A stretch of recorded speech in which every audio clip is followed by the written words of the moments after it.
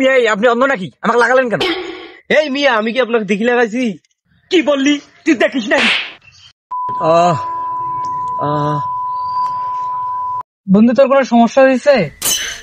বন্ধু, তোর কথা আমি কিছুই বুঝবো না। এই মেয়ে আমার বন্ধুকে মারছে, হাসপাতাল নিয়ে যেতে হবে, 1000 টাকা দেন। এ বন্ধু কি যেন একটা শহরের জন্য 1000 টাকা দিয়েছে। আমাদের এলাকায় একটা মাতাব্বর আছে, উনি সবার করে বিচার করেন, ওনাকে ফোন দিতেছি। হ্যালো, আসসালামু আলাইকুম মাতাব্বর সাহেব।